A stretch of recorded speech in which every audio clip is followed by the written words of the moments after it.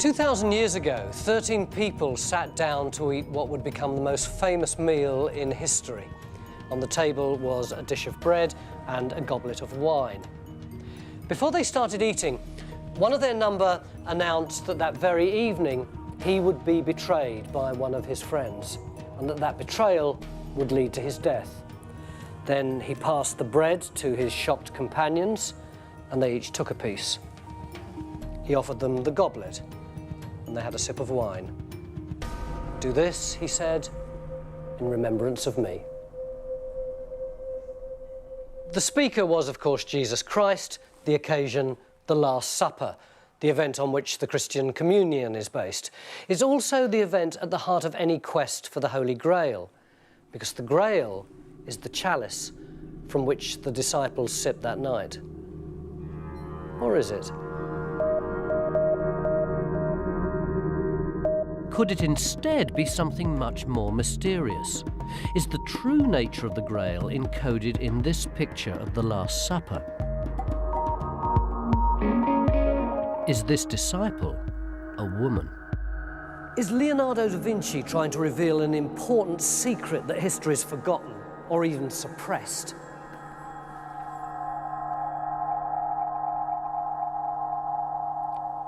The answer to all these questions is yes, according to this book, which has taken the world by storm.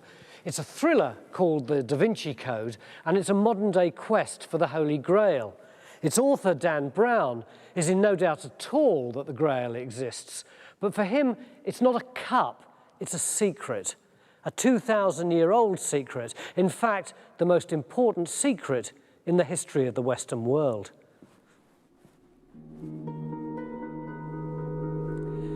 It goes like this. Jesus was married, yes, you heard me right, actually married to Mary Magdalene, who was thought of as holy and was worshipped like him by the early church. But that's not all. She and Jesus had a baby, so there's a holy bloodline. But the Catholic Church suppressed the truth. In a massive fit of institutionalized sexism, it airbrushed the marriage and the baby out of history and turned Mary Magdalene into a prostitute.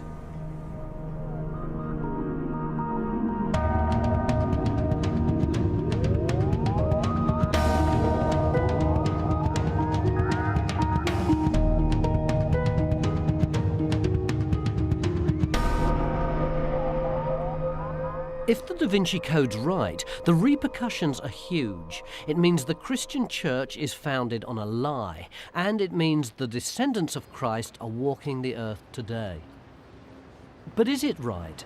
It's very hard to tell, because while the Da Vinci Code's clearly a novel, a work of fiction, this is what its author says about it. All of the art, architecture, secret rituals, secret societies, all of that is historical fact. Let's just hear that again.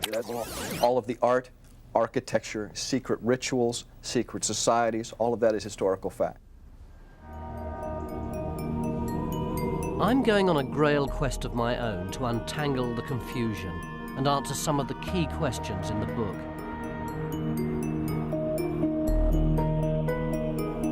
Was Mary Magdalene the wife of Christ and mother of his child? Was this secret discovered by a band of warrior monks and protected by a secret society headed by Leonardo da Vinci? Or is the Holy Grail a cup?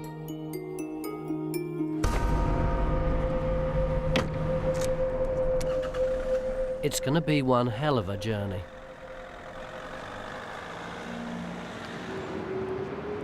I'm a complete beginner at this Grail hunting business, so I'm going to start by following in the footsteps of Dan Brown's hero. That's King's College London, but I'm looking for a particular department, which is this one, the Research Institute in Systematic Theology. Hiya. Can you tell me what the Research Institute of Systematic Theology is? Go to the end of the corridor and turn left. Cheers. In the novel, the Institute possesses one of the biggest electronic research databases in the world. and the hero uses it to help him track down the Grail, which sounds very useful. Hi, is this the Research Institute of Systematic Theology? No, it's not. Can you tell me where it is? I can't really. It's not a building. It's just a group of people who we meet once a week to discuss issues in systematic theology, and we hold conferences. So it's a kind of think tank. It's just a bunch of academics talking. Yes, that's right. But you do have, don't you, the most sophisticated database on the Holy Grail of any institution in the world? Well, we don't, as a matter of fact. We have our own personal computers and university computers, but we don't have a database of any kind whatsoever. Not a very encouraging start. All the Institute of Systematic Theology have is a reading list, so I guess I'll have to do my own legwork. And here it all is. Well, not quite all. This is just a spit in the ocean compared with all the books that have been written over the years about the Holy Grail. Nevertheless, this is quite a daunting prospect, and I have to be honest with you, I'm not going to be able to get through all these. Although I will give it a good go, but I'm not going to start there, nor am I going to start with that one, although the Da Vinci Code will get a look in later on. No, I'm going to start with that.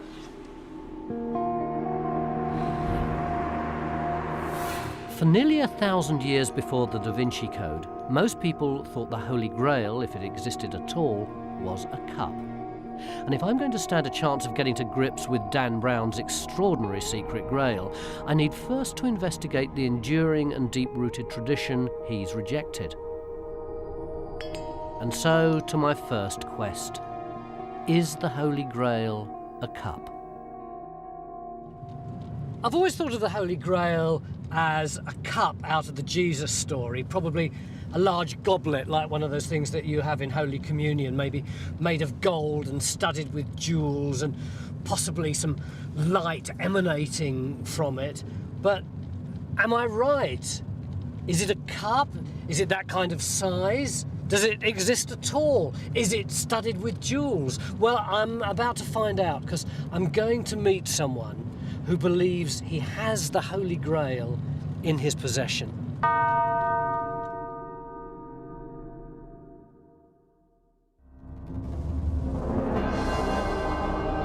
This is Hawkstone Manor in Shropshire, and I've come here to meet a man who not only believes the Holy Grail is a cup, he says it's actually in his possession. The fact that this may be the cup that did have something to do with Jesus' time, and that may have been the inspiration for the Grail legends that we now know, that to me is awe-inspiring. The story begins in the 18th century, when the manor's owner built a kind of historical theme park in the gardens. He built castles, follies, and even carved strange grottos into the hillside. Then a neighbour, an antiquarian called Thomas Wright, filled the place with symbols and statues from the past. It was very popular, but no one thought for a minute it was the resting place of the Holy Grail. Then, in 1920, something very strange happened. Workmen had been instructed to shift 4 statues which were in a grotto in this cave, and they were very cumbersome and heavy, and one of them got dropped, and it shattered, revealing a small stone cup which had apparently been hidden inside it. But it was a pretty ordinary-looking thing, and no one thought much about it, and it just disappeared into the house along with a load of other bric-a-brac. Until 10 years ago, a researcher came across it and identified it as the Holy Grail. That researcher was Graham Phillips. He was working on a book about King Arthur, and as he trawled through the archives, he found a document which suggested Wright had hidden the Holy Grail in the park. Phillips then decoded clues left by Wright, which led him to what he now calls the Hawkstone Grail. And this is the Holy Grail? Well, it looks like an egg cup or an old mustard pot, but when it was taken to the British Museum, they immediately identified it as a 1st century Roman scent jar. It's a bit small, isn't it? The cup would probably have been used either for containing spices, scent, or ointments, which again fits in with what the Bible says about Mary Magdalene going to the tomb of Jesus to anoint his body with spices. Oh, so you don't think this was the cup that the communion was drunk out of? No, this is a completely separate Grail legend, which is to do with the fact that Mary Magdalene collected a few drops of Jesus' blood where she saw him in the garden around the Holy Sepulchre. And that story became a Grail legend at the same time as the story of the cup of the Last Supper. This may be the one that Mary Magdalene used. Some sceptical academics say that you're making this up, don't they? I'm not making it up. Thomas Wright might be making it up. He might be making up that this chalice had been in his family's possession for many years. But again, if he was a hoaxer and somebody who wanted to claim that he had the real Holy Grail, which is what he claimed he had, then he would have presumably have had something far more elaborate, not just a simple cup. And it also one that happens to have come from the right place and time. This is a folly, though, isn't it? Isn't this exactly the kind of place where you'd expect some kind of elaborate hoax to take place? It is, but the interesting thing about this place being a folly is that nobody actually knows quite why it was built, and it does seem to have been an awful lot of trouble that somebody's gone to excavate half a mountain away, which is really what they've done, just for a joke. It's time to phone a friend or two. I couldn't go on a quest for the Holy Grail without a bit of expert backup, could I? Hawkstone Manor was built in the 18th century, and it's full of follies and ruins and hermitages. It represents this very playful attitude to architecture and nature. But it's always a problem to take these things too literally and too seriously.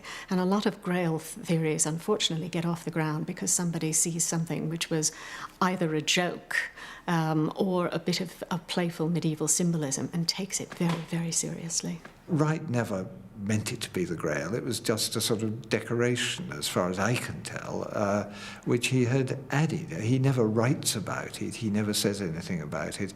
And there is no documentation as to what he was thinking about when he put it there.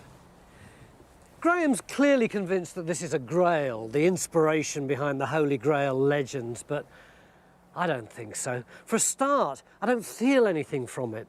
No tingle, nothing. Apart from that.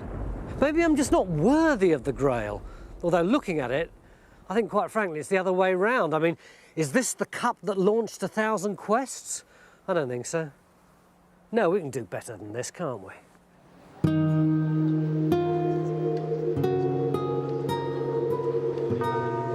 This is altogether more promising. Valencia in southern Spain. A church. No, a cathedral. And inside it, a relic called the Santa Caliz, the Holy Goblet.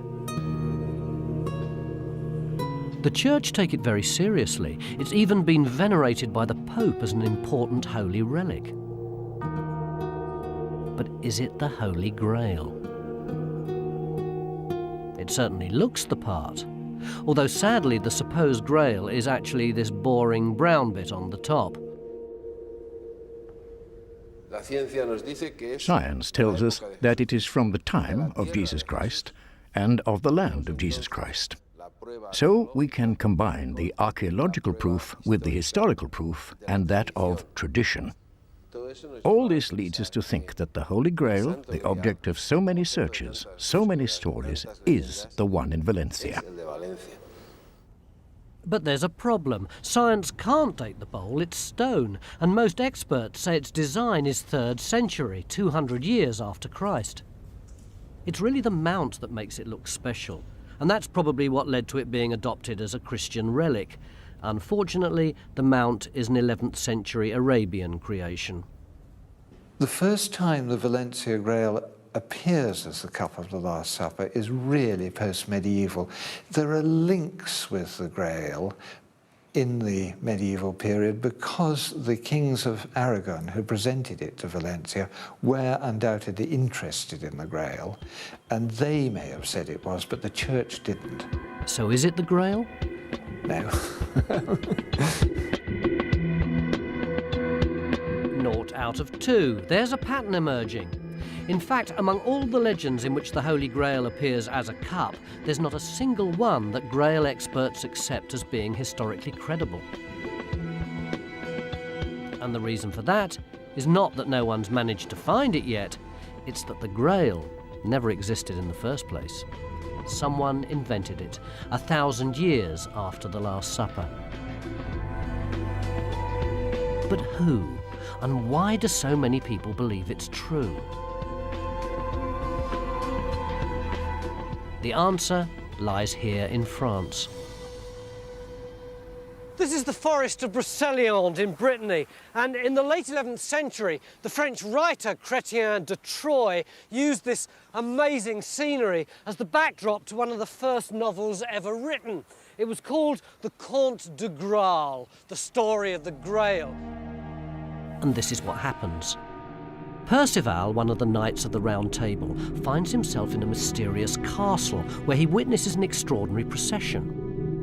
A man carries a lance dripping with blood, and a beautiful maiden carries a golden platter encrusted with jewels, the Holy Grail. This is its first appearance in any form of writing anywhere in the world. There is no reference to the Grail before Chrétien de Troyes. When Percival wakes up the next morning, every trace of the procession has gone. So he sets off on a quest with King Arthur to discover the secrets of the Holy Grail. And then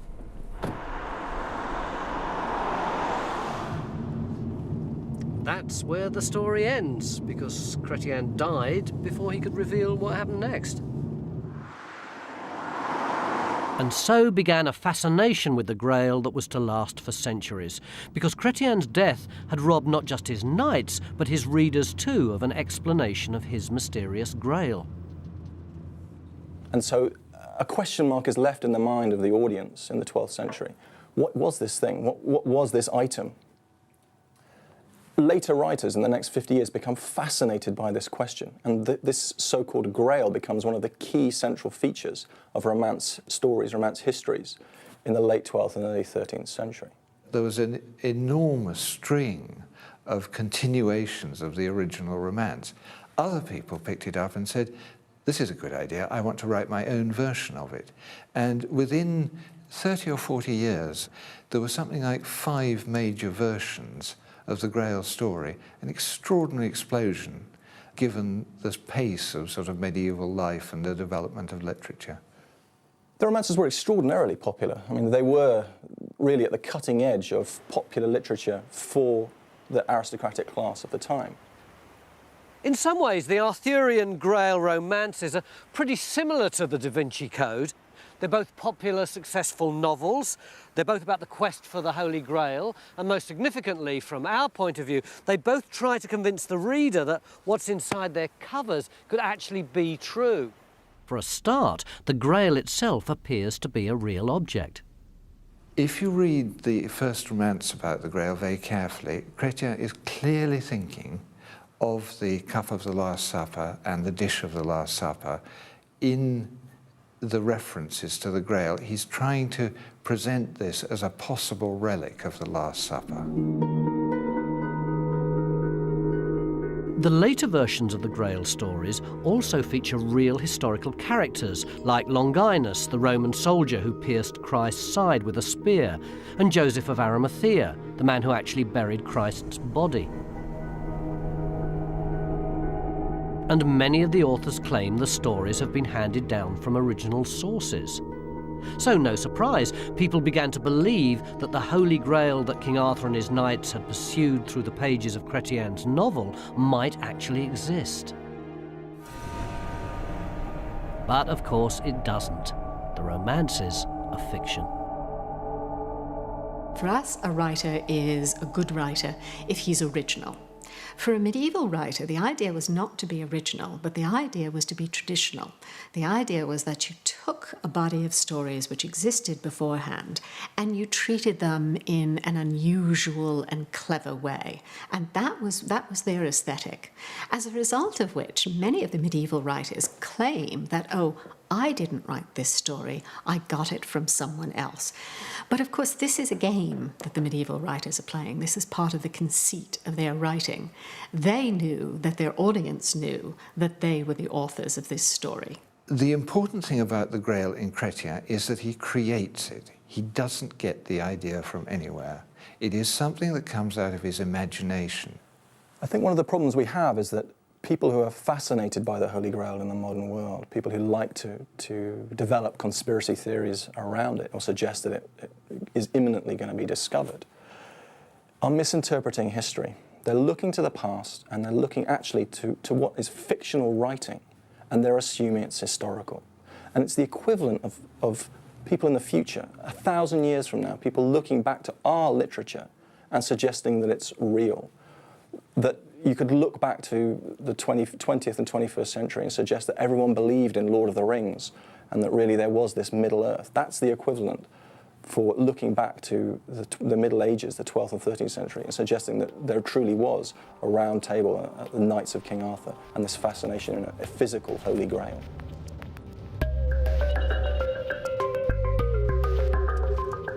So the Grail is a cup after all. Unfortunately, only in a medieval novel. It's not real.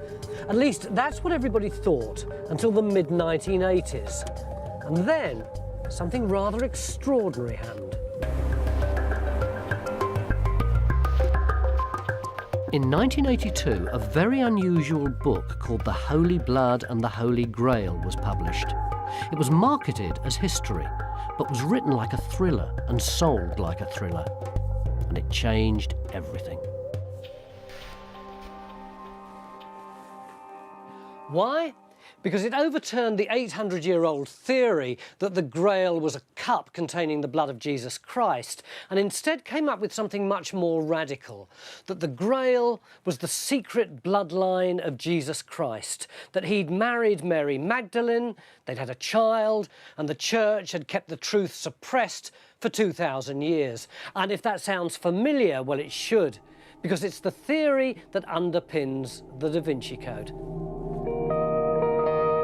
Not surprisingly, the new theory introduced a raft of new characters.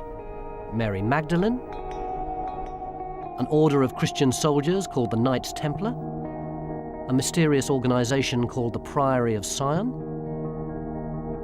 and the next stop on my quest, a bunch of French heretics called the Cathars. Were they the guardians of the Holy Grail? They were, according to the new theory, which claims they hid it in this fortress.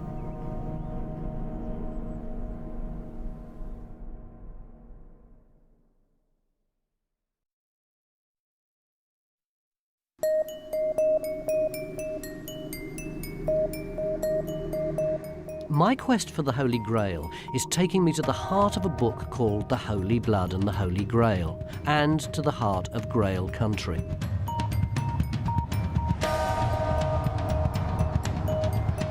Here, in an area between the Spanish border and Marseille, the book's authors discovered a remarkable series of historical coincidences which appeared to lead them to the Grail.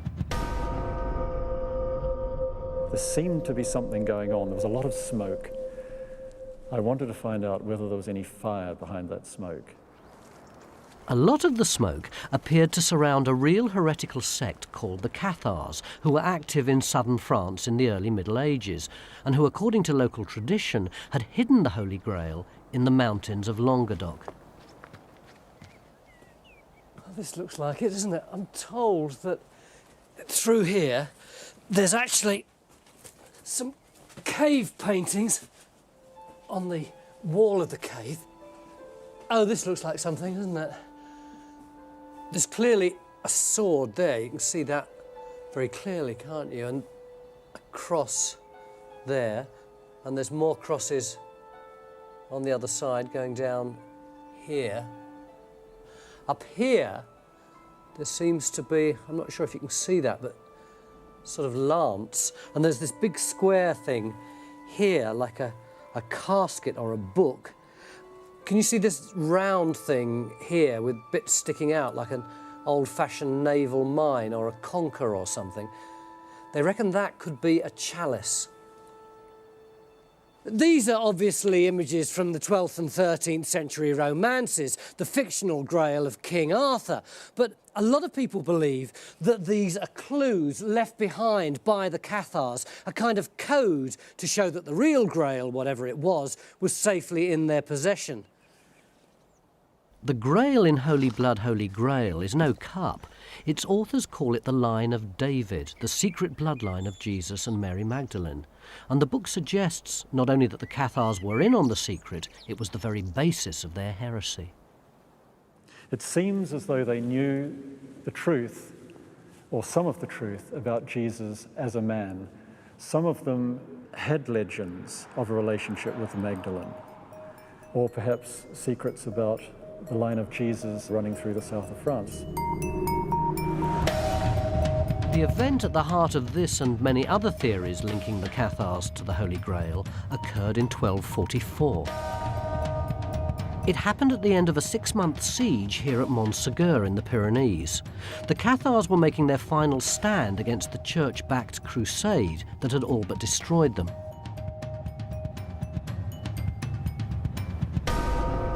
By March 1244, both sides knew that the game was up. The attackers gave the defenders a final ultimatum. Either surrender the castle and recant your heresy, in which case you'll get away with a light penance, or if you don't, we'll storm the castle and kill you. The Cathars stayed put for 14 days. They celebrated Easter, and then they simply swung open the castle doors and walked out.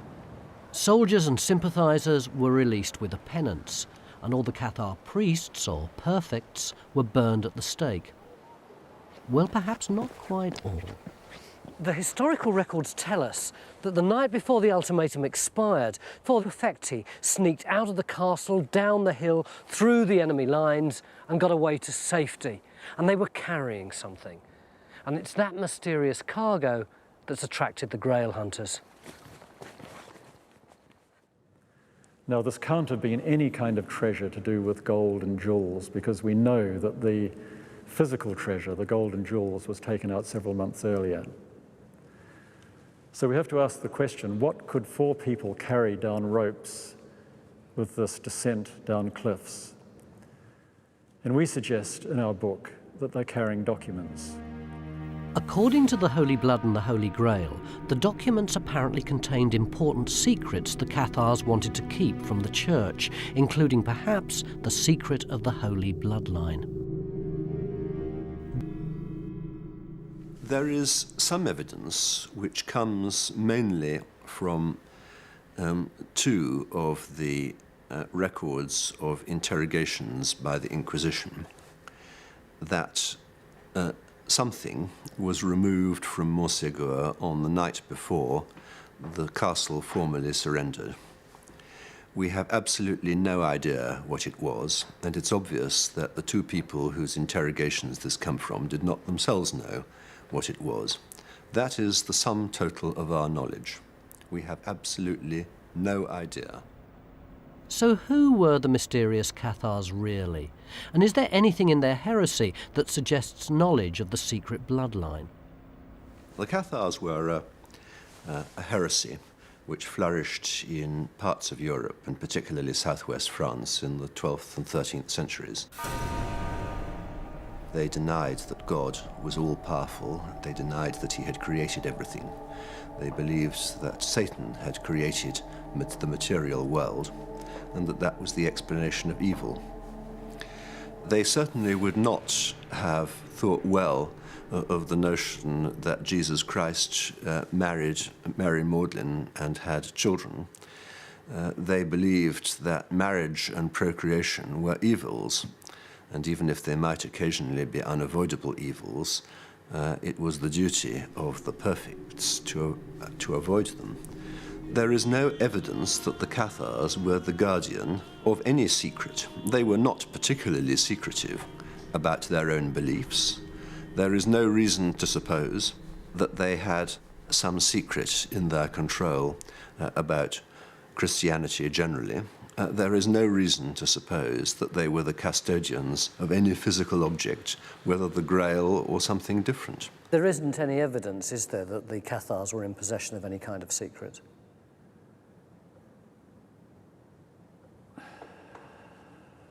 What sort of secrets did you have in mind? The Inquisition went to enormous effort to wipe them out that in itself means they must have been in possession of something that the Inquisition didn't want. Either secrets of how to contact divinity directly, or secrets about Jesus, or perhaps secrets about the line of David running through the south of France. Remember, this was in the same area that the Cathars were at their strongest. I'm with the historians on this one. I don't believe for a minute the Cathars had anything to do with the Holy Grail. But it seems the bloodline theory can survive their loss, because according to Holy Blood, Holy Grail, there's another unusual medieval organisation with its roots in Grail country. Like the Cathars, the Knights Templar were associated with the possession of treasure. They were accused of heresy and destroyed by the Church. But did they also discover and protect the Holy Grail? They did in the Da Vinci Code, and in a myriad of other theories. I've just typed the words Knights Templar and Grail into an internet search engine, and there are 44,300 entries, including some really very interesting ones like Knights Templar and the Grail in Nova Scotia, and this one, the Knights Templar and the Holy Grail and cannabis. Good Lord. Well, it is the internet after all, but what it does seem to show is that the Knights Templar have become inextricably linked with the Grail. The first thing to say about the Knights Templar is that they did actually exist.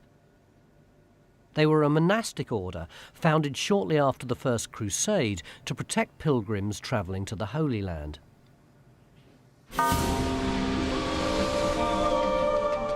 They were based in Jerusalem.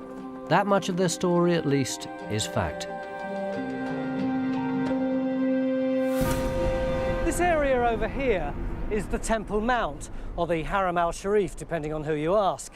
And that golden domed building is a mosque, which sits on the site of the Temple of Herod, which was built about 40 or so years before Jesus was born.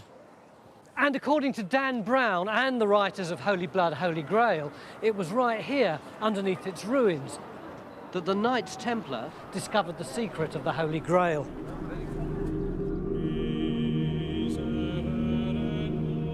According to both Holy Blood, Holy Grail and the Da Vinci Code, one of their tasks in Jerusalem was to recover the secrets of the Grail, a stash of documents buried shortly after the crucifixion, proving that Jesus and Mary Magdalene had had a child.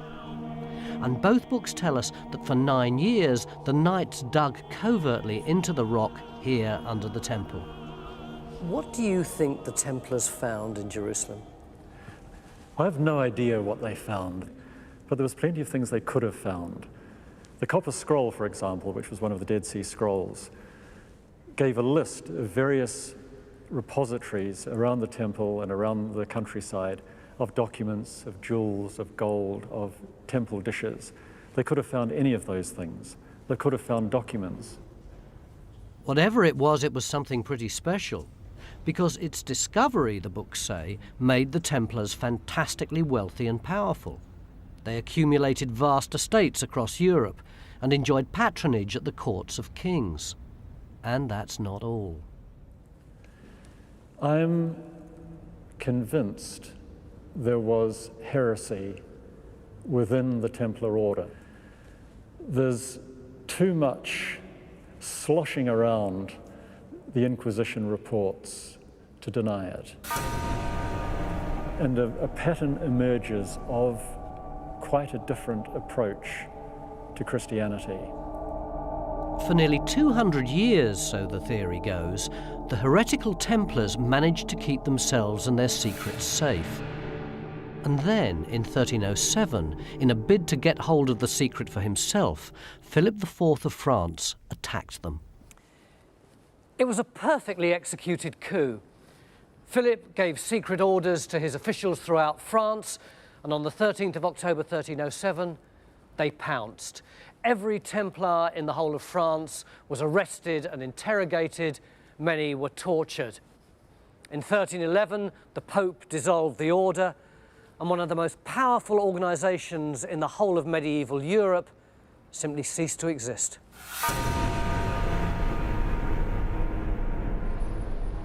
It's an attractive theory which clearly appeals to a lot of people. And it's got one thing right. The order was accused of heresy and destroyed. But the rest of it, according to historians, is rubbish.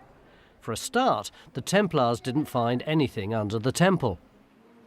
We do not have any evidence for any excavations carried out by the knights in Solomon's stables. That level is approximately 47 meters above the surface, the original surface of the Herodian dynasty. Just imagine, 50 meters to dig down. I don't think they did it. So if I'd been a Knight Templar and I wanted to dig down for the Holy Grail, I would have had to have dug down further than the depth of that wall. Much deeper, just 2.5 times the height of this wall. It's unbelievable. And in thousands of contemporary documents, there's not a shred of evidence to connect them to the Grail, or indeed secrets of any kind. So step forward the real Knights Templar. The Templars, the Knights of Christ in the Temple of Solomon in Jerusalem, to give them their full title, were a group of warriors who founded a military religious institution in Jerusalem in about 1120. They are fighting men in chainmail.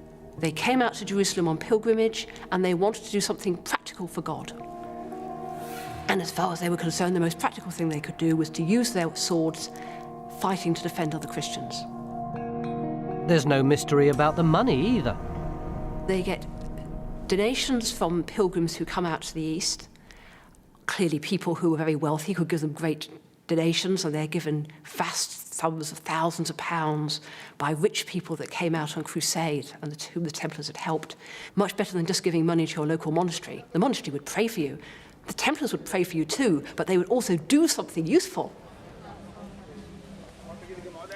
In fact, their wealth and their geographical spread enabled them to set up a really handy service for travelling nobles. A noble would deposit money with his local Templars, and in return he'd get a promissory note. And when he got to the place he was going to, he'd present the note to the local Templars there and withdraw the cash. The Knights Templar invented international banking. Unusual may be, but not sinister, and certainly not heretical. The Templar heresies, so-called, were not inspired by their knowledge of the bloodline of Christ, because only the Templars that were tortured confessed to denying Christ. And then as soon as they stopped being tortured, many of them went back on their confessions and said, I only confessed to that because I was tortured. Apart from those that confessed under torture, none of the Templars admitted to denying Christ, and they hotly denied that they would ever do any such thing. In fact, the Pope himself found no credible evidence of Templar heresy, and in 1314 he dropped the charges. He directed his anger instead on his own inquisitors for embellishing the testimony. But by then, of course, it was too late, and the seeds of 1,000 quests had been sown. The Templars, I think, come into Grail law because their end in the Middle Ages has always been something of a mystery.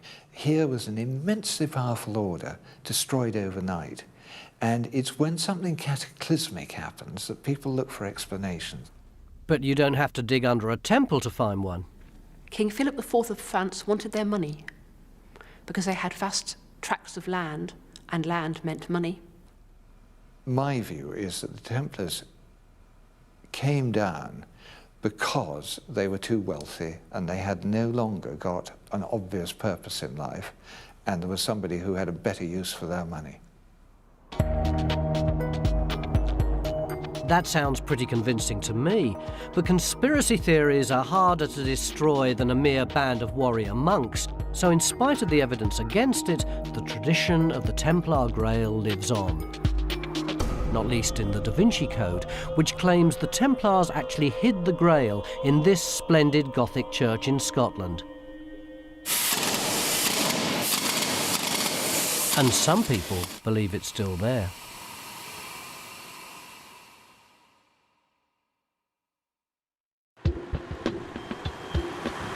I'm halfway through my quest for the Holy Grail, and so far I've not had much luck. My hunt for a real cup ended in the pages of a medieval French novel. And neither the Cathars nor the Templars seem likely guardians of the secret Da Vinci Code Grail. So where now? Well, no Grail quest could miss a visit to Roslin Chapel. According to the book and myriad other Grail theories, something to do with the secret Grail, perhaps even the Grail itself, was hidden somewhere in this splendid Scottish church. If they're right, then I'm just about as close to the Holy Grail as I'm ever going to get.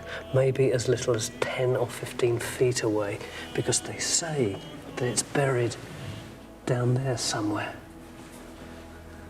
Feels like it could be.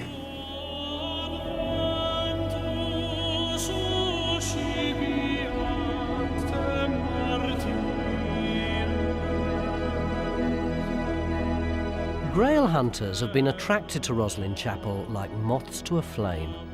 And it's mainly down to these extraordinary symbols, which many claim are a secret code encapsulating information about the Holy Grail.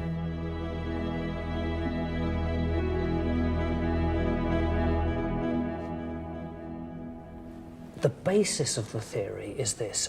The agents of the Roslin Grail, guess who? The Knights Templar. Some of them escaped Philip IV's coup and brought the Grail to Scotland. When they got here, they became involved with the Scottish Freemasons. In fact, they may even have founded them, and they gave them the Grail for safekeeping. The Masons built this chapel to hide it in, and they encoded its secrets into the architecture.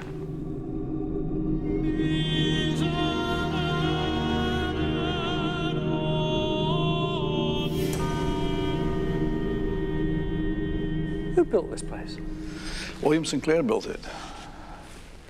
Built it in 1440 it was started, 1440 AD. It probably took about 50 years to build. So why is it that this place is so popular with Grail hunters? Well, mainly because of the fact that the place connects strongly with, of course, the word Grail.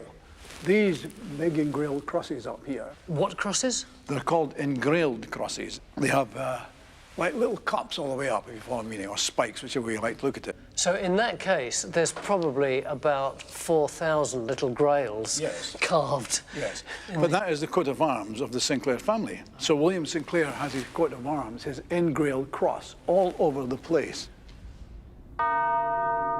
Roslin has found itself the focus of a variety of different Grail theories. Some have claimed that Grail secrets lie underneath this pillar, the Prentice Pillar, encased in a lead casket. Others are convinced that the Grail was actually Christ's head that the Templars buried here. And in the Da Vinci Code, the Grail was temporarily hidden at Roslin after the Templars were disbanded.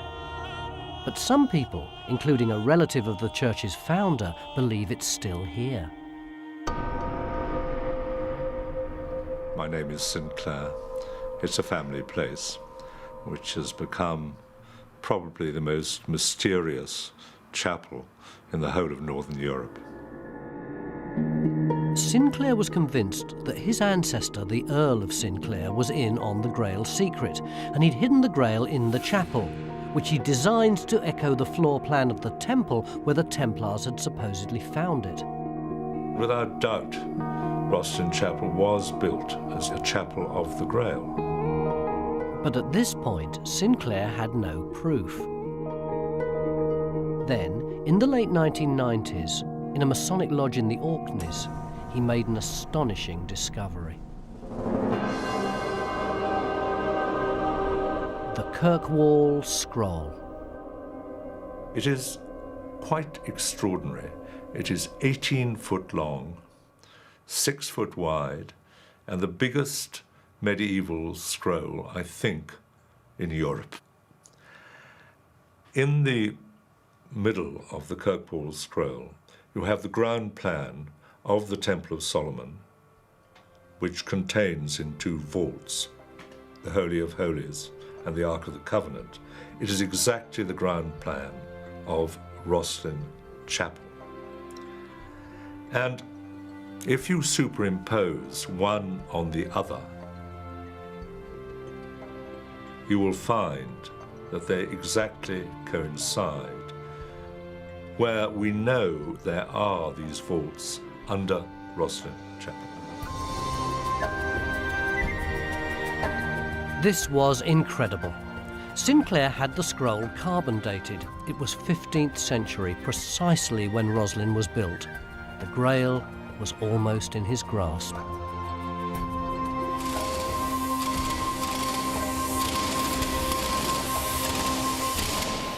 I managed to get crews in to dig down to the vaults. But I never reached them, because in the end, even when we got an endoscope down to look for this vault, where indeed might be the Grails, as we pushed down the endoscope, all that happened was rubble filled in the vault. Still filled.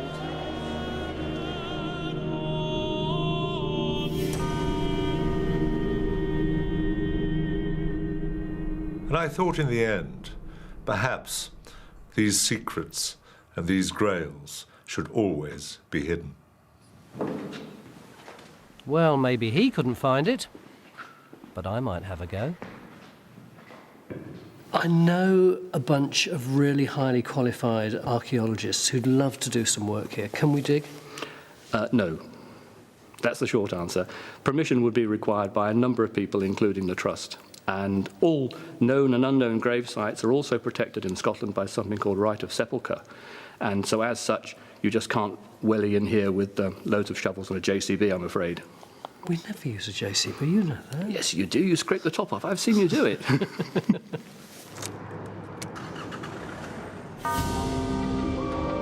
So it looks like I'm not going to find it either. But even if I could get permission to dig, what's the likelihood of there being anything there to find? One man who should be able to tell me is Robert Cooper, a historian who's made a special study of the Roslin Grail. What's the link between the Knights Templar and Roslin? As far as I am aware, there is none. They came here, as some authors claim, in 1307, just prior to their mass arrest in France. There is a period of almost 140 years before Roslin Chapel is built. Now, even these very mystical Knights Templar, I don't think, can live for that long. I'm not sure we can dismiss Roslin out of hand, given the evidence of the Kirkwall scroll. Here we've got a medieval document, properly dated. We've got this kind of map of the Crusaders around the outside. And in the middle, we've got this plan of the temple, looking suspiciously like the ground plan of Roslin. Fairly compelling. Well, the thought that this is a medieval artefact comes from the fact that someone had threads radiocarbon dated.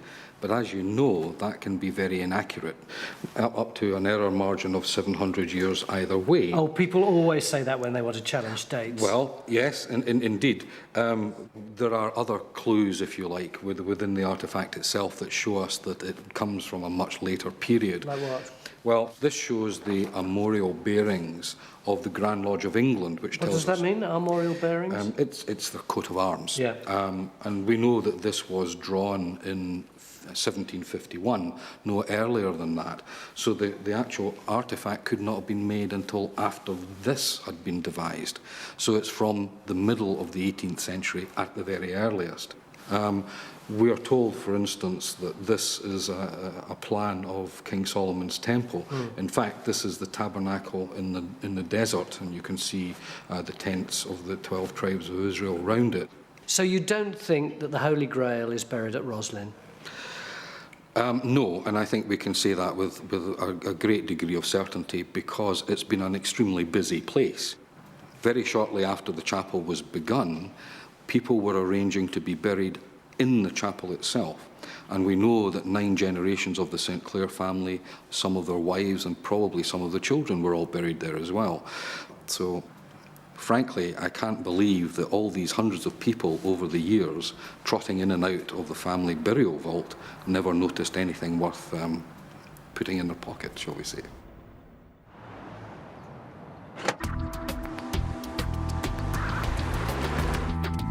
So no Templar connection, no coded symbols and no Grail.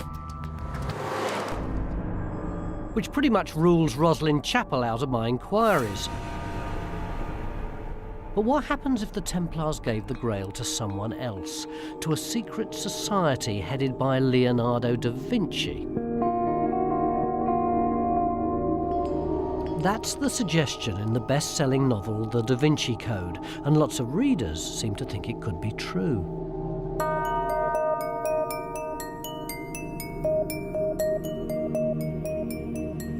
In the Da Vinci Code, Dan Brown tells the story of a modern-day quest for the Holy Grail.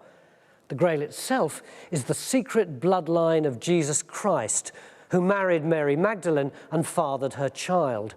It's a secret the Church has been suppressing for 2,000 years and is still trying to actively destroy. Indeed, it would have done if it hadn't been for a remarkable organisation called the Priory of Sion. It's a secret society that was founded by descendants of Jesus. They're dedicated to preserving the Grail, which they possess to this very day.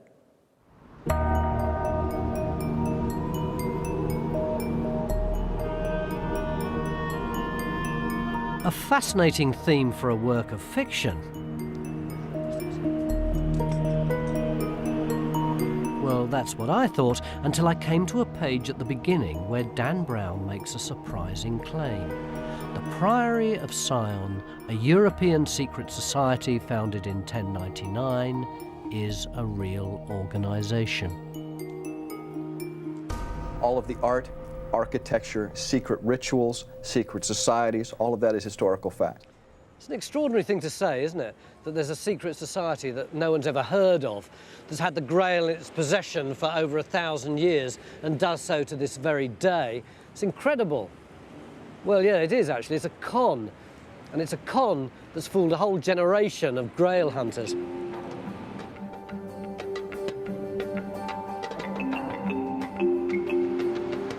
The origins of this con stretch back to 1890, to a priest in a remote French village who became mysteriously wealthy. The local legend was that he'd found treasure. The village was Rennes-le-Château in southwest France. Yep, you guessed it, right in the heart of Grail country. Fast forward to 1967. The little local mystery gets the first of two major embellishments. This time, the author is French journalist Gérard de Sède. He claimed the priest had found not treasure, but an extraordinary mystery.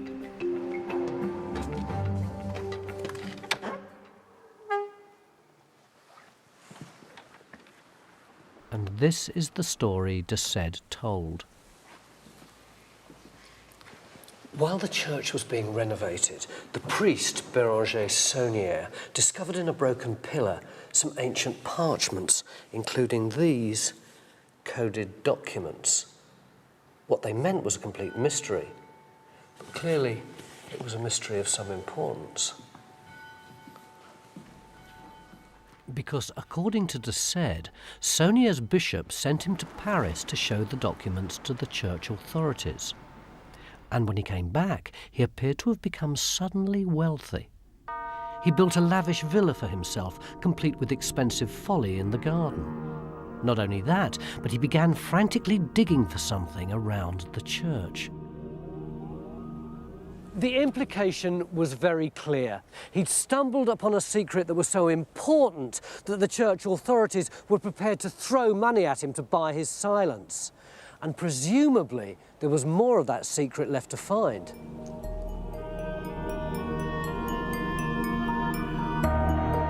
De Sède had launched the hoax. Enter its first victim, writer and broadcaster Henry Lincoln, co-author of Holy Blood, Holy Grail. He'd read de Sède's book about the Rennes mystery and was intrigued. Lincoln set about researching the story himself and was soon drawn into the mysterious world of the Priory of Sion. He contacted Gérard de Sède, and together they managed to decipher the two parchments. The first was cryptic. This treasure belongs to King Dagobert II and to Sion. he is there dead. The second was pure gobbledygook. Shepherdess, no temptation. That Poussin Tenière holds the key. P681. By the cross and this horse of God, I complete this Daemon Guardian at midday, blue apples. At the end of it was a signature, PS.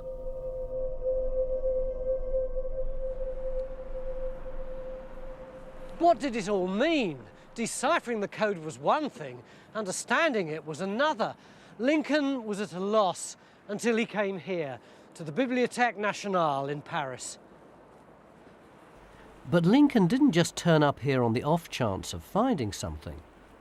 According to co-researcher Michael Bagent, he'd been directed. The first set of documents had been given to Henry or made available to Henry through a group called the Priory of Sion. And the Priory of Sion also tipped us off about other documents in the National Library of Paris, which we then went to see what they were. And this is what he eventually found, the so-called dossiers secrets, the secret dossiers. Actually, these are just copies because we can't look at the originals because they're virtually falling to pieces. They've been handled so much, although that's only been in recent years. When Lincoln found them, they were in pretty good nick, and they were a most bizarre and extraordinary collection of papers. There's a whole host of genealogies to do with the Merovingian kings of France. And this fascinating thing, which is a list of the Grand Masters of the Priory of Sion. And you can see the Grand Masters include Leonardo da Vinci there, Robert Boyle, Isaac Newton, Victor Hugo, Debussy. Why would this group give us documents? What did they want?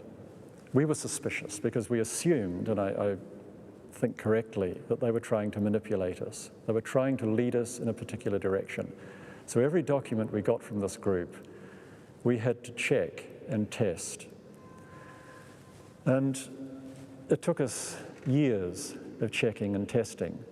But at the end of it all, everything we could check proved accurate. Eventually, they pieced together a remarkable portrait of the mysterious Priory of Sion. It was founded as a secret society in the year 1099. It acted on behalf of an ancient French royal dynasty called the Merovingians. It created the Knights Templar as its military arm, and it had influence on major events in Western history. That's a pretty astonishing CV. And amazingly, Lincoln's contact inside the secret organisation agreed to discuss it in a TV interview. Pouvez-vous nous dire si le prieuré de Sion existe encore aujourd'hui? À l'heure actuelle, Sion existe toujours. Monsieur Plantard, y a-t-il toujours un secret à Rennes-le-Château? Mais le secret n'est pas seulement à Rennes-le-Château. Il est aussi autour de Rennes-le-Château. Le trésor de Rennes-le-Château sera-t-il trouvé un jour? Ici, vous me parlez d'un trésor matériel. Ne parlons pas de trésor matériel. Disons simplement qu'il existe un secret à Rennes-le-Château. If the treasure at Rennes wasn't material, what was it? By now, Lincoln had been joined by two co-authors, Michael Bagent and Richard Lee. As you know, the mystery which triggered the discovery which we eventually made, which triggered the whole course of research, was concerned with a small village in France where a priest had apparently found a treasure. We looked into the history of that area, and the Grail kept surfacing. And the Grail, in turn, leads us into the bloodline. The trio somehow managed to connect Rennes-le-Château, the Priory, and the Merovingian dynasty to the very birth of Christianity. And if Gerard de Sède's account of the mystery at Rennes had been extraordinary, then Lincoln & Co.'s was positively mind-blowing. And this is it. What the priest had discovered here at this church at Rennes-le-Château was a clue to the nature and possible location of the Holy Grail. But this Grail wasn't a cup, it was blood, holy blood, the holy bloodline of Jesus Christ and his wife Mary Magdalene, a secret that had been suppressed by the Catholic Church for 2,000 years. And who had left this clue? The Priory of Sion, a secret organisation founded in the year 1099 by a descendant of Jesus and Mary that had kept the Grail safe for centuries and does so to this very day.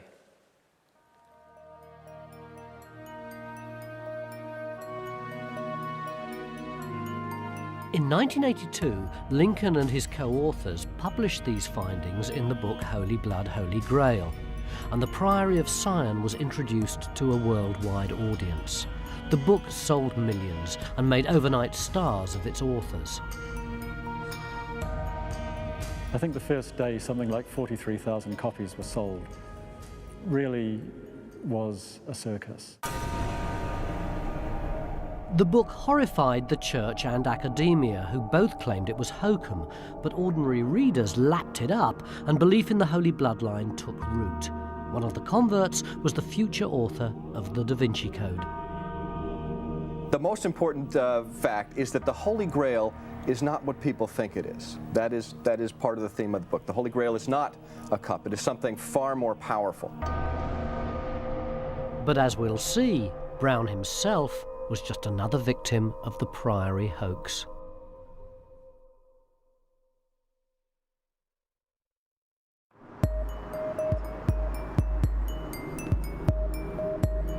My quest for the Holy Grail has led me to Paris on the trail of a fantastic hoax. I'm investigating the mysterious Priory of Sion, a shady organisation at the heart of the Da Vinci Code that has supposedly guarded the Grail for 1,000 years. Yeah, and I'm a Dutchman.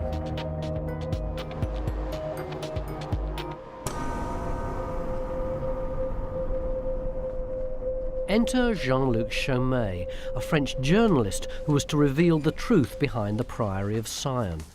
Chaumet began his investigations into the Priory at around the same time as Lincoln and Co. were researching their book, but he was coming up with a very different story. He found all the documents led back to the same three colourful characters. Gerard de Sède, who sparked it all off with his book about the mystery at Rennes, Philip de Chérizy, a bored marquis, and Pierre Plantard, the public face of the Priory of Sion. Plantard was like a character from another era, an extraterrestrial with the eyes and smile of a weasel. What was de Chérizy like? De Chérizy was a very erudite, very intelligent actor. He was difficult to understand because he used to drink too much.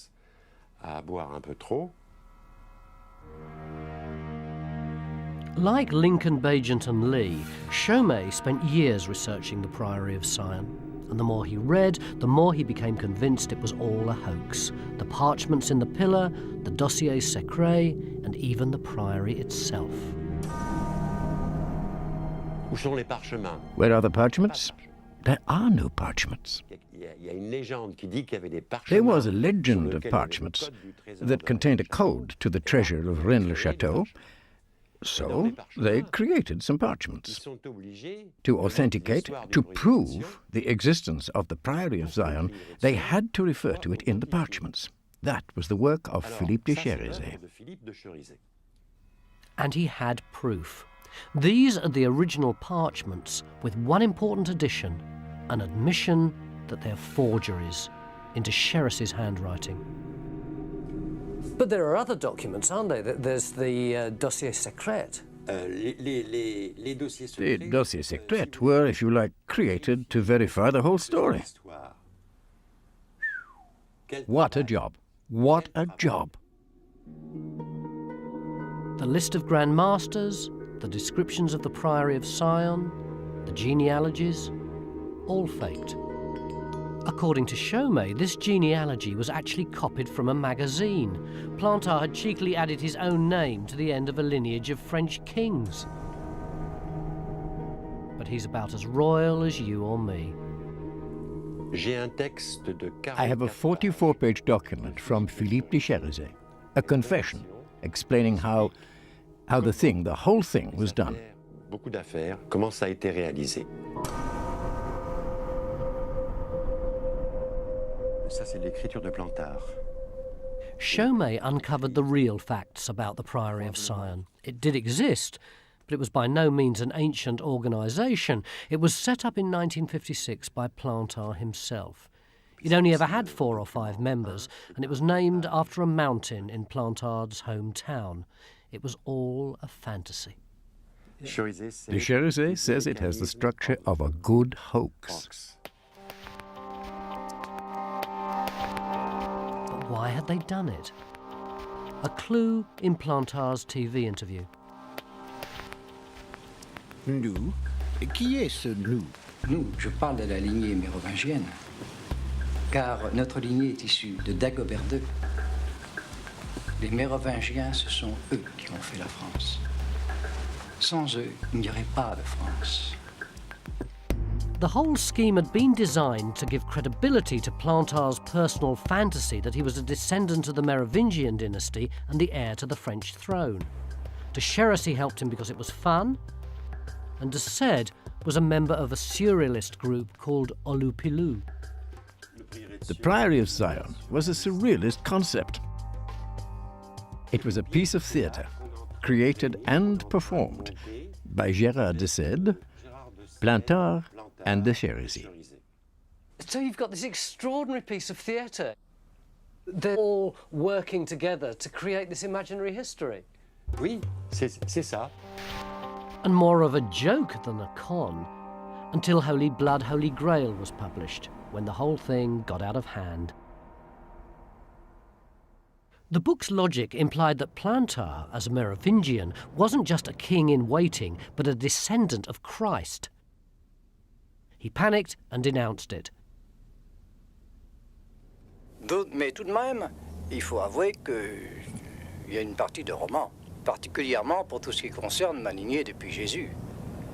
Car comment voulez-vous qu'on puisse prouver 400 ans, pendant 400 ans, une lignée depuis Jésus jusqu'aux Mérovingiens? Je ne suis jamais présenté comme un descendant de Jésus. After that, Plantard and de Chérisey ran for cover.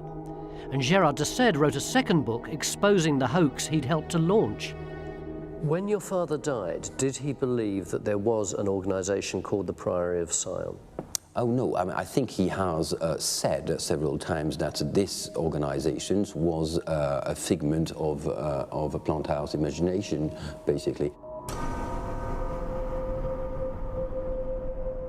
It is absolute piffle.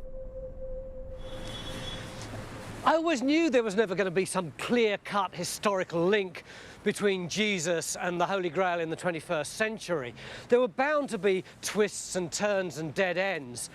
But it never crossed my mind that the whole notion of a secret Grail would have been something constructed in my own lifetime. And not only that, but constructed by people who were inspired by a particular kind of French philosophy that I've always found really attractive. In other words, surrealism. But of course, surrealism isn't just Salvador Dali and René Magritte.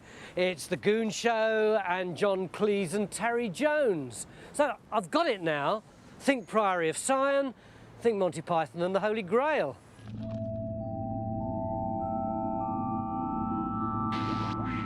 Only one question remains about the Priory of Sion hoax, the one that kicked it all off in the first place. Where did priest Saunier get his money? And the answer isn't buried deep in some archive, it's in Saunier's own journals on display in the museum at Rennes. He got rich through selling religious favours to wealthy nobles, a kind of you give me 100 quid and I'll make sure God blesses you scam. And here is perfect proof from his accounts. Thousands of masses that he sold in a village of only a couple of hundred people.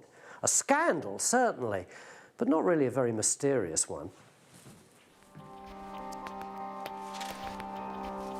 Chaumet's expose emerged before Holy Blood, Holy Grail went to print. In fact, Chaumet claims he warned Lincoln and his friends the whole thing was a hoax over a year before they finished writing their book. Chaumet says that he told the three of you very early on that the whole thing was a hoax. Is that right? I don't recall it, but then Chaumet was never necessarily very close to the inner groups of the Priory. So his idea that the documents are fakes and the dossiers are fakes, you wouldn't accept? No. But presumably you could engage a bit with some of his allegations, which were, for instance, that the whole Priory is a surrealist fantasy that was created by 2 or 3 people and you inadvertently seized on it. He's wrong.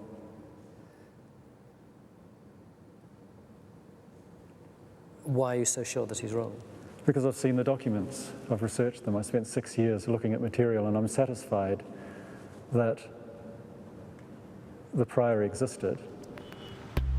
You might have expected, given the weight of evidence against it, that no one else who's researched the Priory of Sion would share Bagent's view. I certainly haven't met a single journalist or academic who does, but then I haven't met Dan Brown. All of the art, architecture, secret rituals, secret societies, all of that is historical facts.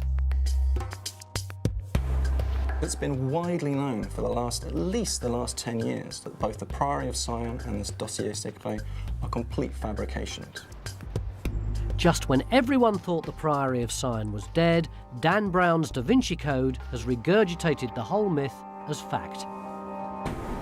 Travel agents are cashing in, offering Da Vinci Code tours round the book's landmarks in Paris. Problem is, some of the tourists can't tell fact from fiction.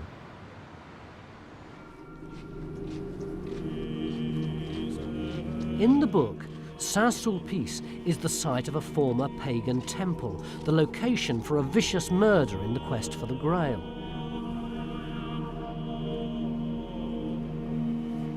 One of the details is that the albino Opus Dei gentleman murders this nun using a candlestick he takes on the altar. And they are indeed beautiful gilt bronze candlesticks on the altar, but they are so large and so heavy that it takes 2 men just to move one. So they are not very easy weapon. A few expect to find the blood from the murdered nun on the floor, but of course they don't find anything like that.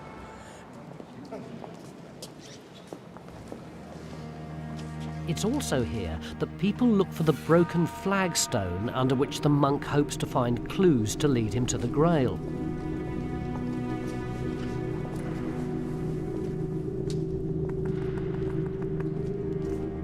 The church is, as you'd expect, very helpful on the matter.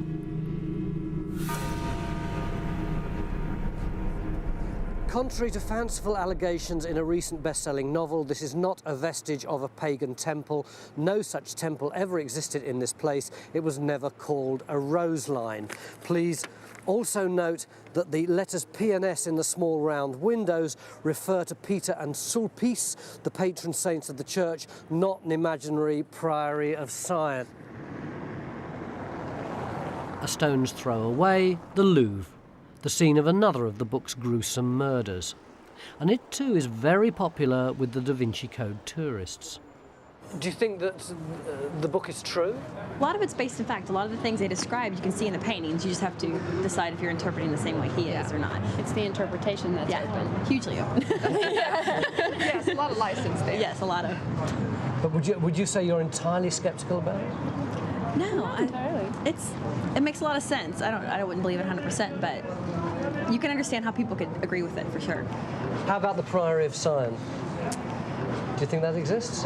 Well, there's been many cults through time that have existed that believe certain things and hold certain beliefs, carry them on in secretive ways.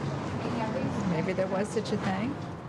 So the Da Vinci Code continues to cast a spell that blurs the distinction between fact and fiction, a point I wanted to discuss with its author. We asked Dan Brown to take part in this film, but his agent said he's refusing all interviews because he's busy researching his next book. So where does all this leave my quest for Dan Brown's Holy Grail? Apparently in tatters. No Cathars, no Templars, no Roslin, and now no Priory of Sion. But perhaps there's something in the secret itself. My final quest. Was Mary Magdalene the carrier of the holy bloodline?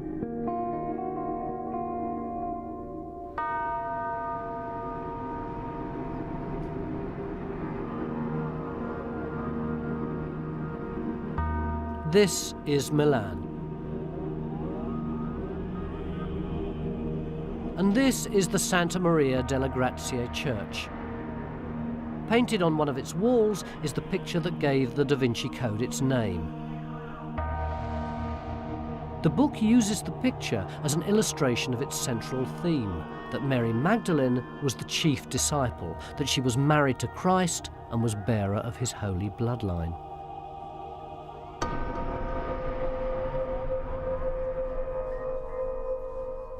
Okay, here's the evidence. This is Leonardo da Vinci's The Last Supper, based on the story as told in the Gospel of St. John. Jesus has just told the disciples that one of them's going to betray him, and they're all shocked and horrified, and now he's about to break bread with them for the very last time. But is everything as it seems? In the Da Vinci Code, the Grail historian Lee Teabing shows the painting to the Grail hunter Sophie Neveu as evidence that Jesus was once married to Mary. He says to her, "Look at all the people round the table. What do you see?" And she says, "I see 13 men." He says, no. Look again, and this time look in particular at the one in the place of honor to Jesus' right. And she says, "It's a woman."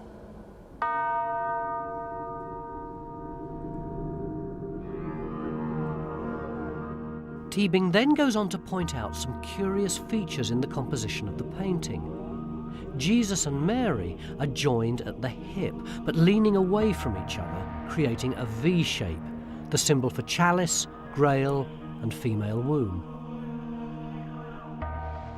That V is, in turn, part of an obvious letter M for Magdalene or Matrimonio. So did Leonardo da Vinci encode the secret of the Grail in his painting? Is he trying to tell us that this is Mary Magdalene and she was married to Jesus? Charles, when I first heard this allegation that St. John is actually a woman, I thought, oh yeah, that's one of those things that a few dotty people say, and when I see the painting, I'll see that it isn't really true. But it isn't until you get here that you see the profound difference between that figure and all the others. And this wasn't just me, our whole crew felt this. Steve, our sound man, the first time he saw it, he said, this is a painting about her, not Jesus. And our director was saying it almost looks as though it was painted by a different person. I mean, it's quite extraordinary, isn't it?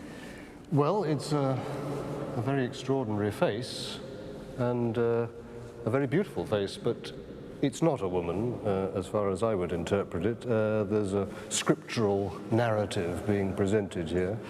The figure is that of St. John, who was the disciple whom Jesus loved, as it says in the Bible, and in some skeptical and scurrilous circles, this was interpreted as a homosexual relationship.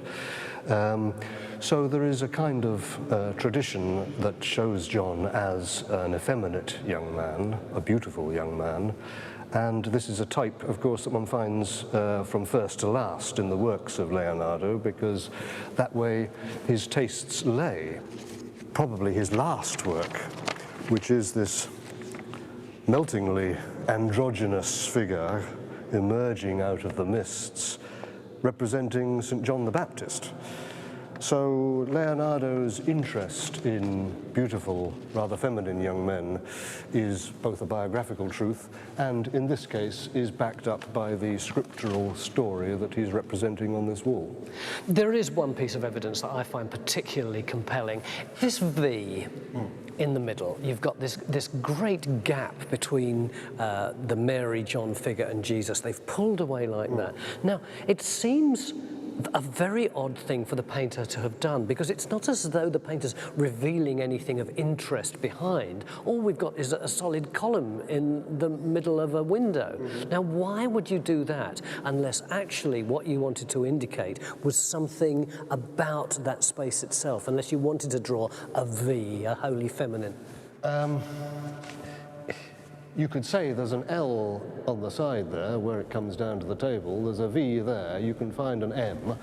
The sponsor or patron of this painting was Ludovicus of Milan.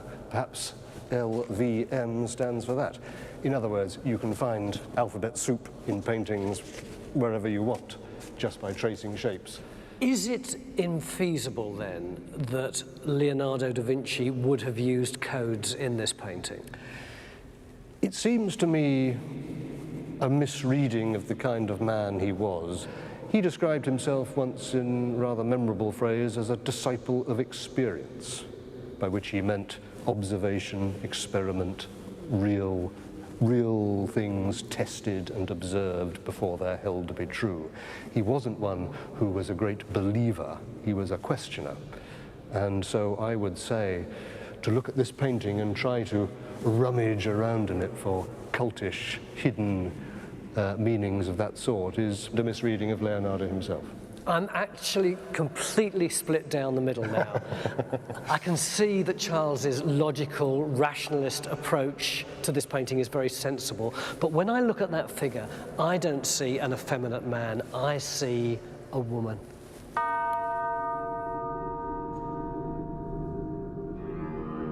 But in the Da Vinci Code, of course, she's much, much more than just a woman. She is Jesus' chief disciple, a co-author with him of Christianity. She's his wife. She's the mother of his child, and so the bearer of the holy bloodline. She is herself sacred. And the Church suppressed this and recast her as a prostitute.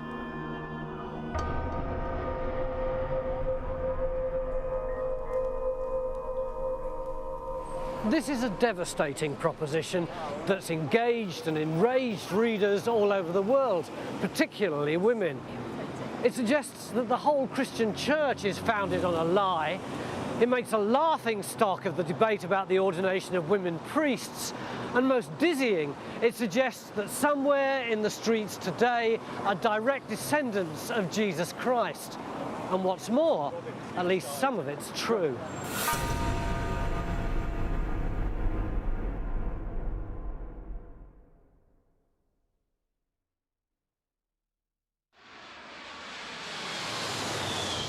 I'm back in Jerusalem, where the story of Mary Magdalene begins. And I'm going to depart from the Da Vinci Code and Holy Blood, Holy Grail for a moment, as I try to establish what history tells us about her, starting with the Bible. After Jesus had been crucified, his body was wrapped in a shroud and then he was laid in a tomb. Many people think it was this one. And then a big boulder was rolled across the entrance.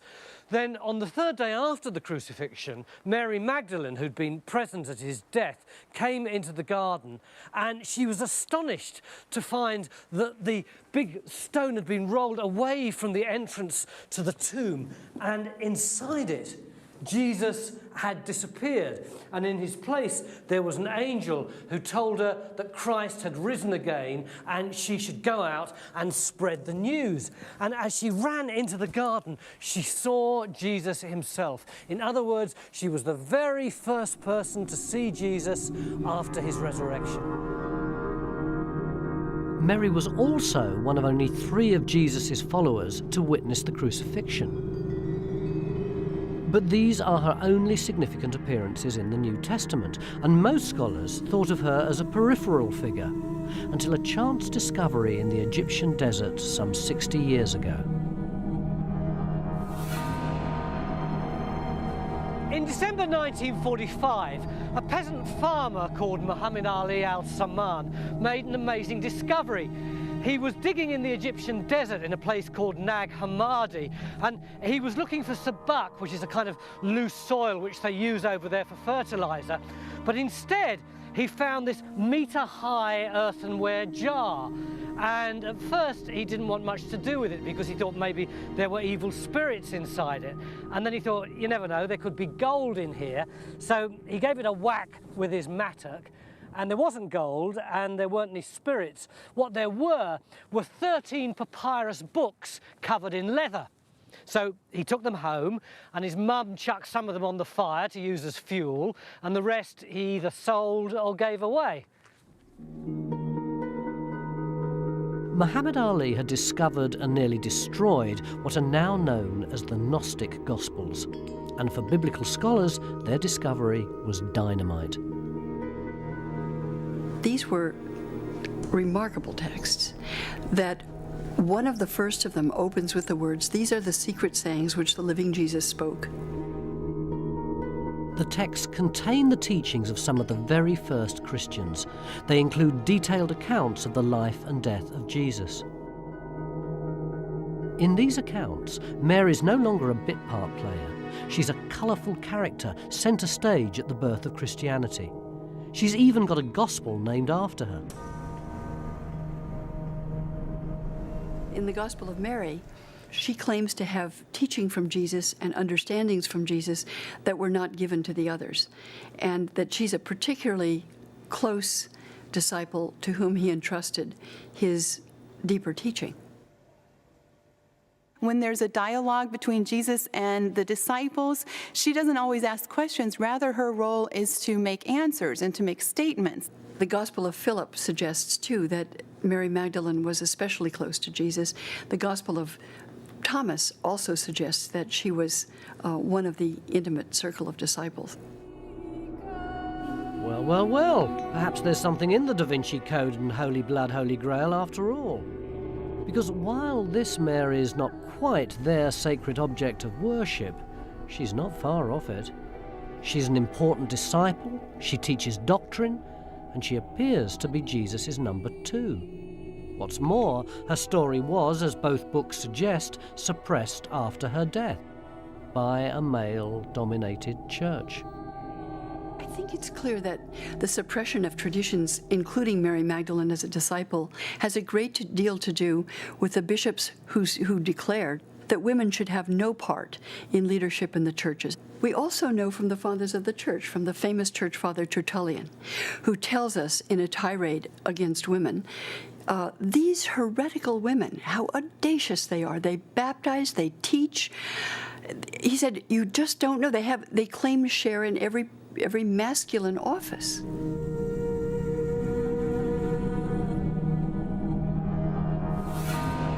The Archbishop of Alexandria sent a letter at Easter time out to the monks of Egypt, telling them that they should get rid of the illegitimate secret books that they liked and kept in the monasteries, and that they could keep 27 of those books. This is actually the first known list of the 27 books that are in the New Testament, in that letter, his letter of the year 367.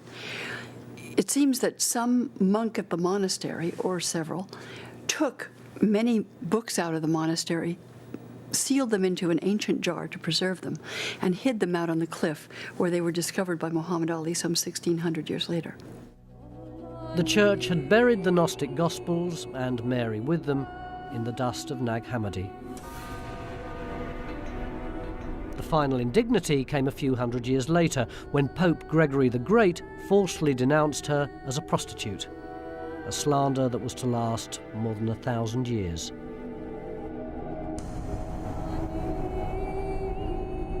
For many people, this will be shocking stuff, not least because it's relatively close to the story told in the Da Vinci Code and Holy Blood, Holy Grail.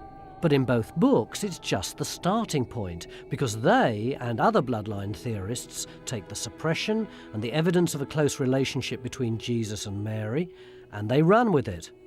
And boy, do they run with it. Some of these early books talked of a relationship between Jesus and Mary Magdalene that was extremely close. One even speaks of him kissing her on the lips. The other apostles are jealous, and jealous of this intimacy, and they ask Jesus why he loves her more than them. If we look at it from another angle, if Jesus hadn't been married, this is so unusual for a Jewish man of the time that it would have been noted. He would have been criticized for it. It would have turned up in some documents. That's an argument that's convinced many people. but not biblical scholars.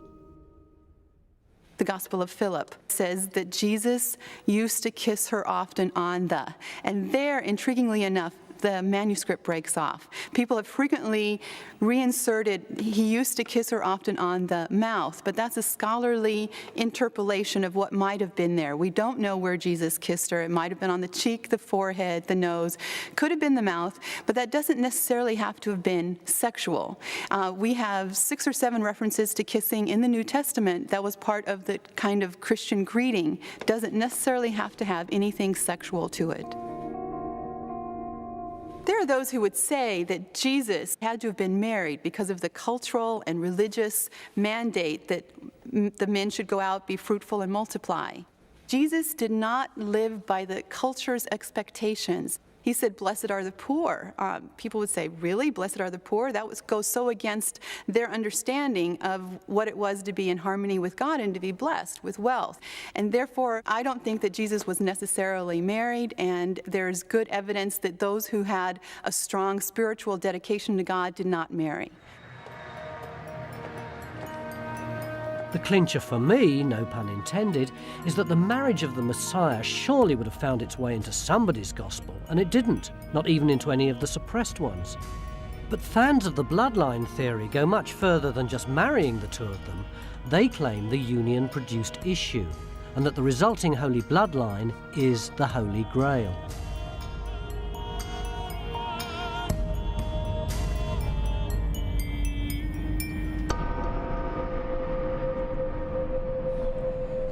We call it the Holy Grail, but the French say Saint Graal, and in medieval times that was written like this: Saint Graal.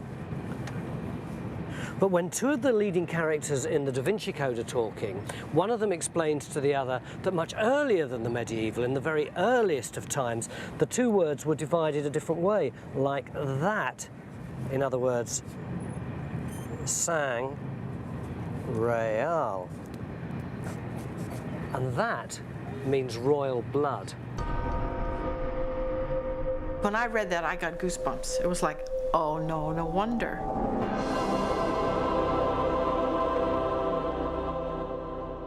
Margaret Starbird is author of another book on which the Da Vinci Code draws. In The Woman with the Alabaster Jar, she makes the vital link between Mary Magdalene and the Holy Bloodline.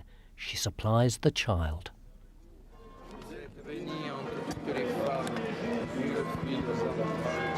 Starbird's version of events takes us back to the heart of Grail country.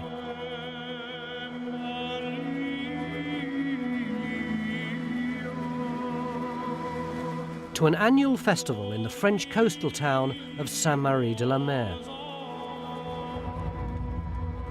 The locals are celebrating a popular and enduring legend. It concerns the arrival on their beach 2,000 years ago of a boatload of refugees from the Holy Land.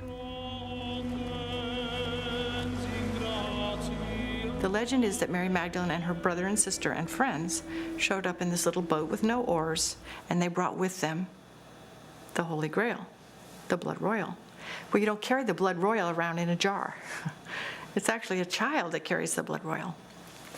And there is a legend then, there is a child on the boat. That was the thing I think that struck me when I started praying about this story. There was a child on the boat. Everyone thinks a child has to be male, but in this case, the child on the boat was female, and her name was Sarah. Sarah means princess in Hebrew, and the legend calls her Sarah.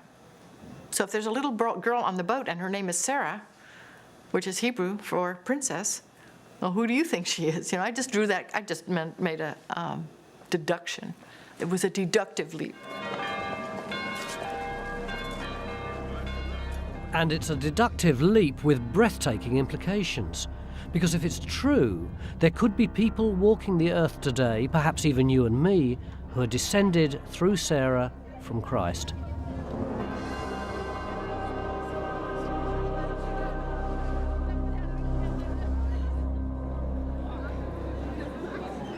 Unfortunately, science hasn't yet devised a way of detecting holy DNA, but we can check out the evidence on which the claim is based. It appears to be shaky. not least because Starbird may have misinterpreted the legends. There is one that brings Mary Magdalene to France, but not here. Just ask the locals who was with Sarah in this boat. There is only Mary Jacobi and Mary Salome. This is really their festival. Two biblical Marys, neither one Mary Magdalene. And Sarah, whatever her name means in Hebrew, is no princess. Sarah was the servant, the Egyptian servant of the two Marys. She came with them from Palestine on the boat.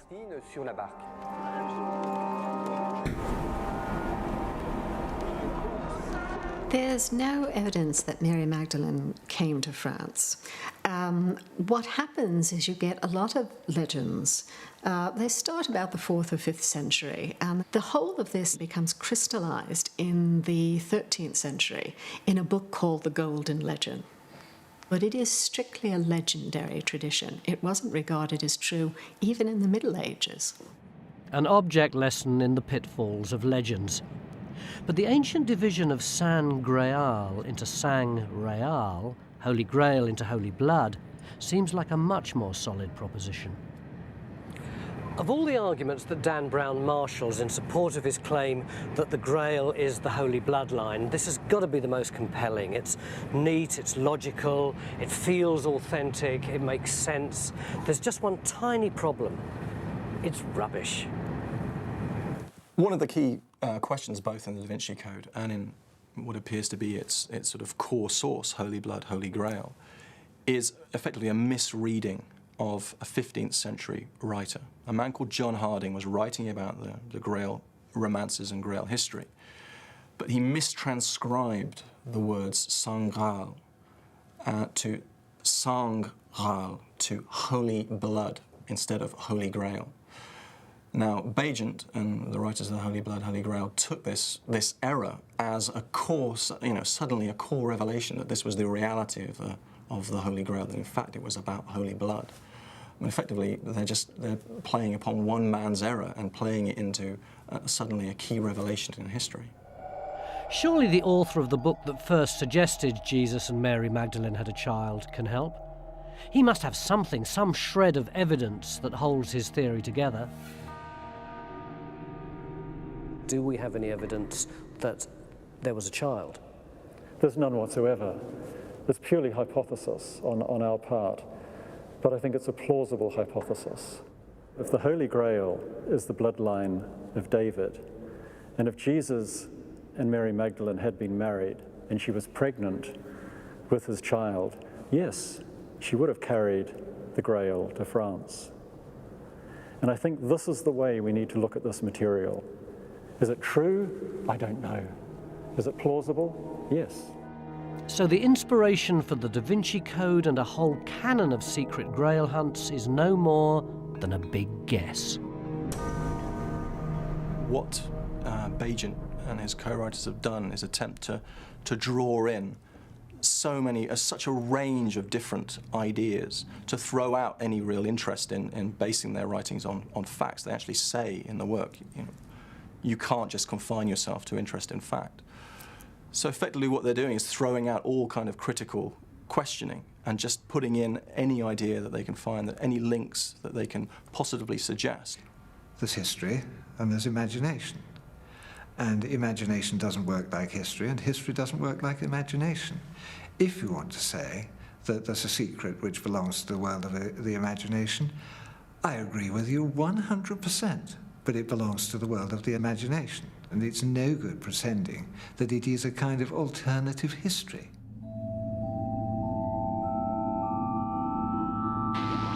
So after 10,000 miles on the road and a bucket full of Grail theories, I'm back where I started. Empty-handed, but a little bit wiser. And I'm certainly a lot clearer about the truth behind the best-selling novel of our time. It seems to me that the Da Vinci Code has drawn on a range of sources dismissed by most historians as pure fantasy. And to be frank, in my opinion, it's not even particularly well written. But so what? Dan Brown isn't the first person to have a smash hit writing that way, and he certainly won't be the last. So good luck to him. Because what he's done is what the Romance writers did 800 years ago. He's put something at the centre of his novel that we'd all love to be true, but know in our heart of hearts never can be: the Holy Grail.